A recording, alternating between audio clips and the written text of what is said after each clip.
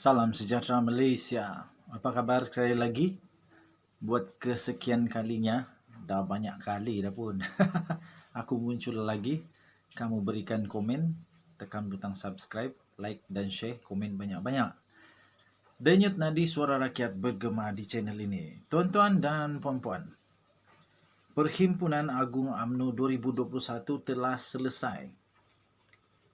Salah satu yang mengejutkan ialah di dalam ucapan terakhir daripada Tok Mat Hassan yang nampaknya mengejutkan dan tak sangka Tok Mat Hassan sanggup membuat ucapan sedemikian, tuan-tuan dan puan-puan.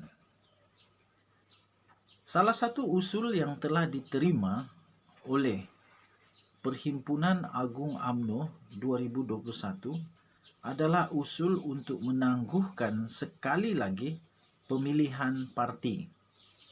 Tuan-tuan dan puan-puan, setiap persatuan ataupun setiap badan-badan organisasi yang berdaftar dengan ROS mempunyai perlembagaan tersendiri, dan perlembagaan ini wajib dituruti.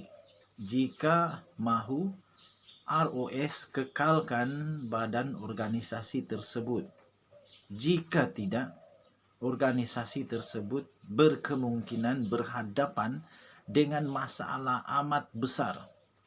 Salah satu yang boleh dihadapi oleh organisasi tersebut adalah dibatal atau diharamkan. Inilah yang mungkin terjadi kepada UMNO, tuan-tuan dan puan-puan.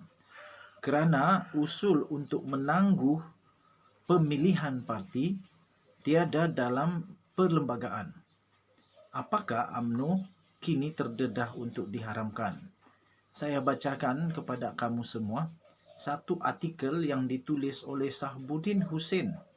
Sahbudin Hussein di sahbudin.com.net bertarikh 19 Mac 2022. Saya bacakan. Perhimpunan Agung UMNO atau PAU 2021 yang berakhir pada petang tadi, iaitu pada 19 Mac, sebulat suara telah meluluskan usul untuk menangguh pemilihan parti selama 6 bulan selepas PRU 15 diadakan. Bermakna ini adalah penangguhan buat kali kedua yang mahu dinikmati oleh UMNO setelah pemilihan parti semasa sudah pun ditangguhkan selama 18 bulan yang tempohnya sepatutnya berakhir pada 29 Disember tahun ini. Tetapi berbanding menangguhkan pemilihan selama 18 bulan sebelum ini adalah perkara yang memang tertulis dalam perlembagaan UMNO.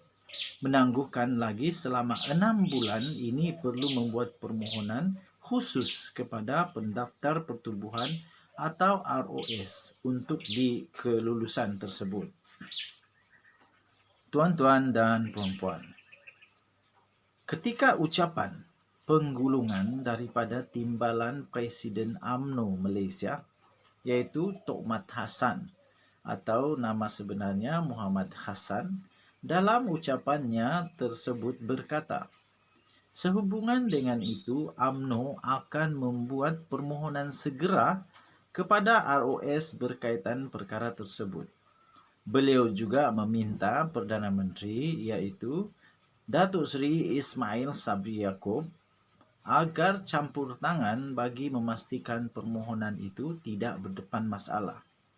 Nampaknya belum apa-apa lagi Tok Mat Hassan atau Muhammad Hassan sudah pun mulai menunjukkan kecenderungannya untuk UMNO campur tangan dalam hal ehwal kerajaan.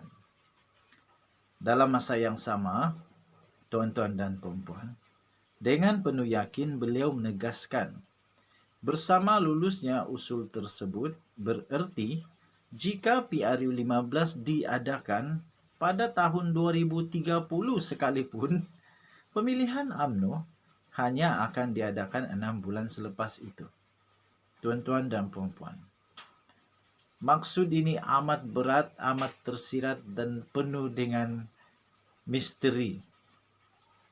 Kalau PRU hanya diadakan 2030, maksudnya waktu itu selepas itu 6 bulan pun barukah pemilihan dibuat?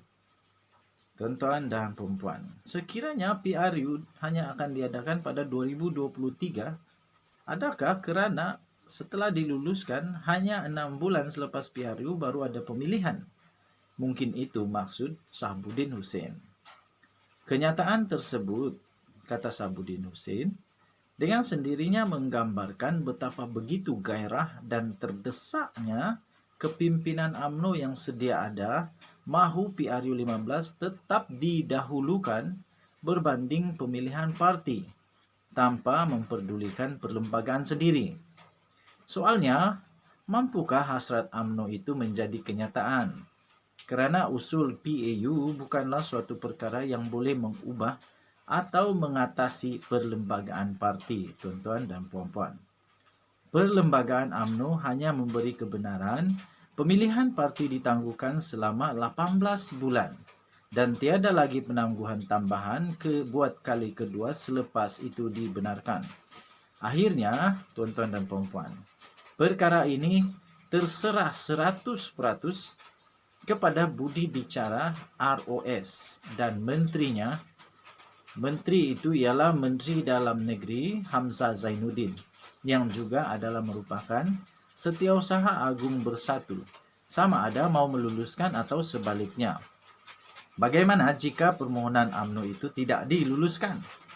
Apakah UMNO sedia untuk mengadakan pemilihannya sebelum 29 Disember ini, walaupun kiranya parlimen belum lagi dibubarkan?